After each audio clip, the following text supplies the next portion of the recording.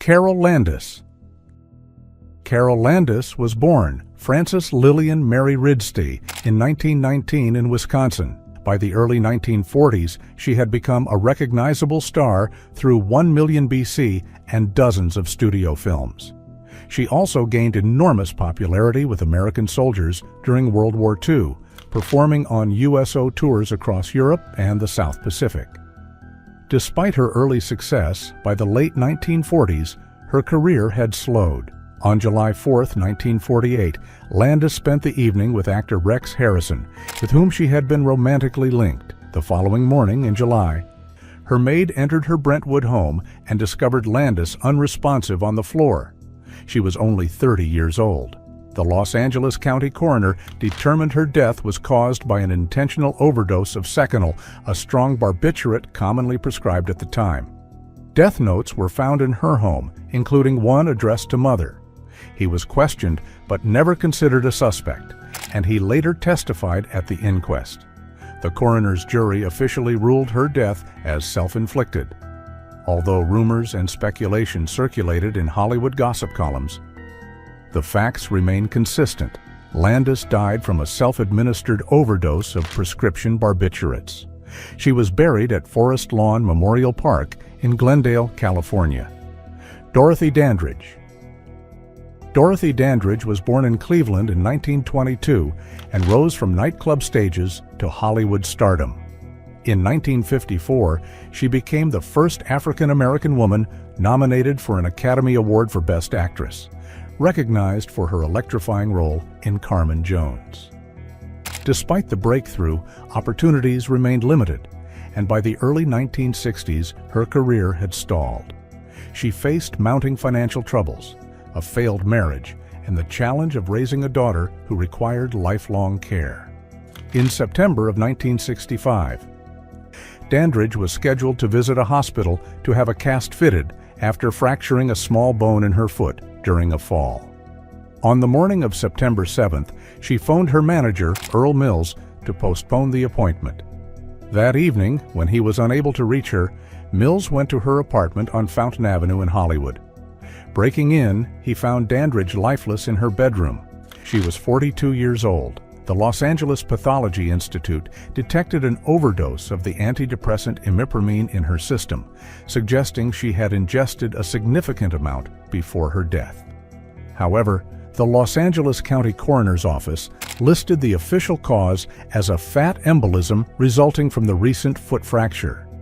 Because her body was cremated soon afterward, no further examinations were possible. George Reeves. George Reeves, born George Kiefer Brewer in 1914, became forever linked to one role, Superman. From 1952 to 1958, he starred in the television series Adventures of Superman, embodying the hero for a generation of children. But while the role made him famous, it also trapped him. By the late 1950s, Reeves found himself typecast, struggling to secure other parts, and his career had slowed considerably. On the night of June 15, 1959, Reeves hosted guests at his home in Benedict Canyon, Los Angeles. Among them were his fiancée, Leonore Lemon, and several friends. According to accounts, the group was drinking late into the night. Around 1 in the morning, Reeves went upstairs to his bedroom. Minutes later, a gunshot echoed through the house. When guests entered, they found him dead on the bed with a single gunshot wound to the head. He was 45 years old. A .30 caliber Luger pistol lay on the floor beside him. The Los Angeles Police Department and the coroner's office quickly ruled his death a self-inflicted. But questions arose almost immediately. No fingerprints were recovered from the weapon, and no gunpowder residue was reported on his hands. Neighbors claimed they heard more than one shot, and investigators noted bullet holes in the bedroom floor. Reeves's mother, disbelieving the self-infliction ruling, had his body re-examined. The case has remained one of Hollywood's enduring mysteries. Jean Seberg. Jean Seberg was born in Marshalltown, Iowa in 1938. At only 17, she was chosen by director Otto Preminger to star in St. Joan after a nationwide talent search. Though the film was poorly received, Seberg went on to achieve international fame in 1960 with Jean-Luc Godard's Breathless, which cemented her as a central figure of the French New Wave. Her striking screen presence made her both a European art house icon and a Hollywood curiosity. But Seberg's personal life became entangled in political controversy. In the late 1960s, she supported civil rights groups, including the Black Panther Party. The FBI, through its COINTELPRO program, targeted her with a smear campaign. In 1970, major newspapers published a false story, leaked by the FBI, claiming she was pregnant by a Black Panther member. Seberg, already married to French author Romain Gary, was devastated. Her baby, born prematurely, died 2 days after birth. The FBI later admitted to planting the story. Her career suffered, and she struggled with depression and health issues in the years that followed. On August 30th, 1979, Seberg disappeared in Paris. 11 days later, on September 8th, her body was discovered in the back seat of her car, parked not far from her apartment. She was 40 years old. The official cause of death was a barbiturate overdose, with her body showing signs she had been dead for several days. Inger Stevens was born in Stockholm, Sweden in 1934 and moved to the United States as a child.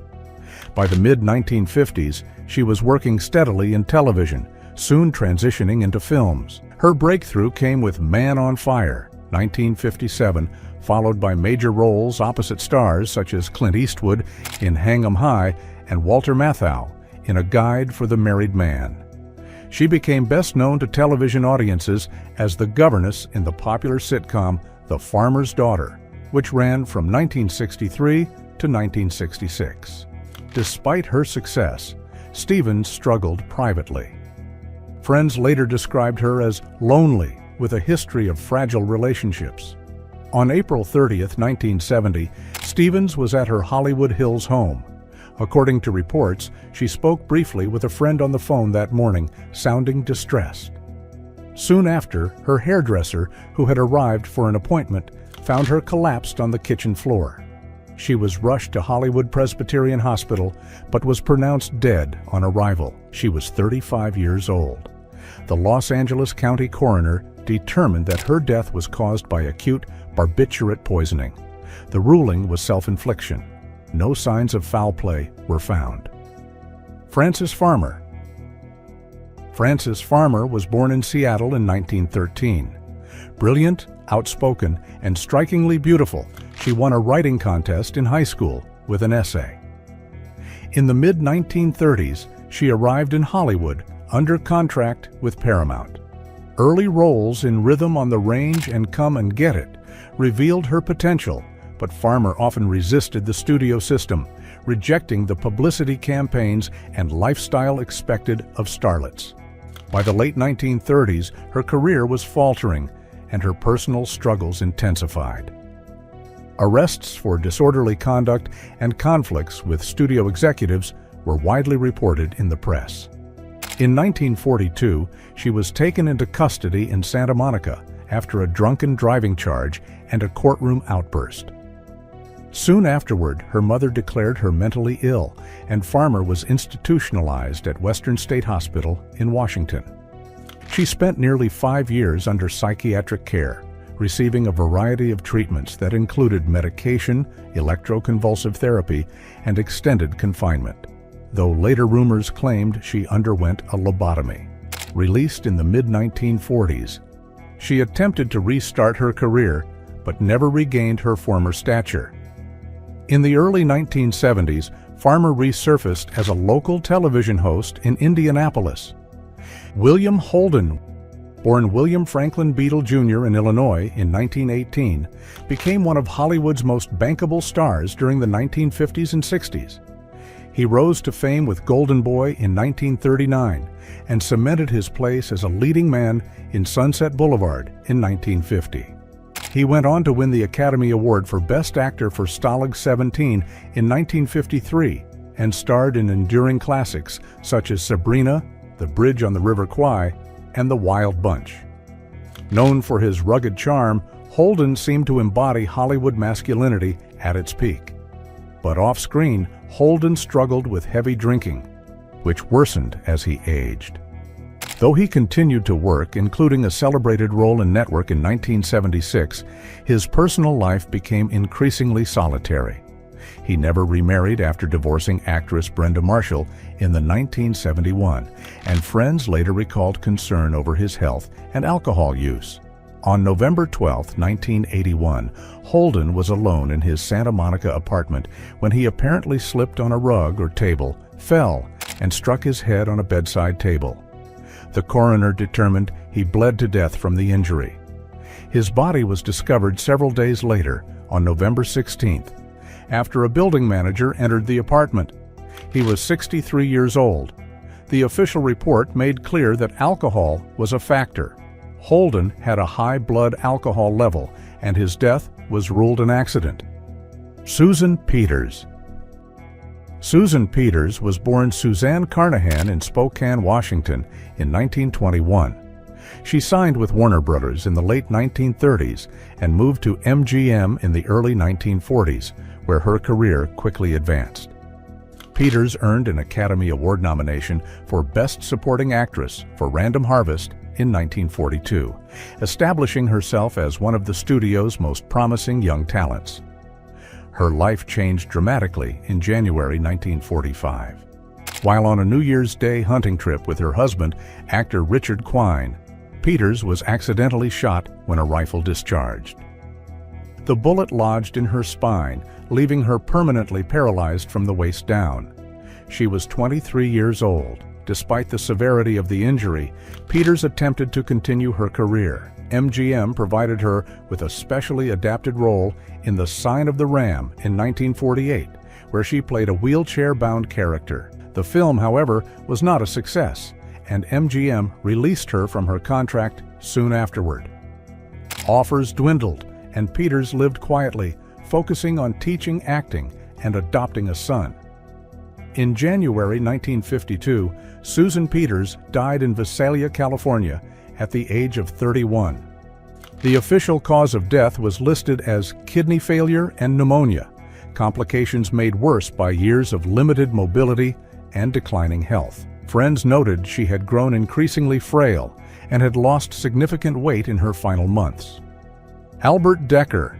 Albert Decker was born in Brooklyn in 1906 and built a long career as a stage and screen actor.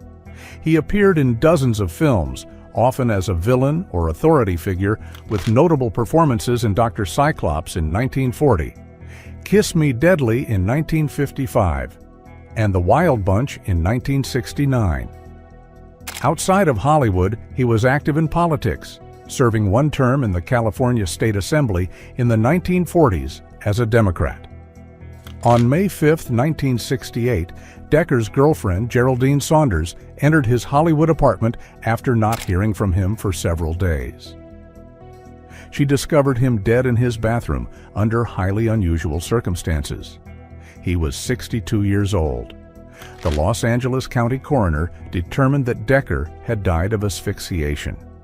Reports noted that he was found naked, kneeling in the bathtub, with a noose loosely around his neck that was not tied to anything.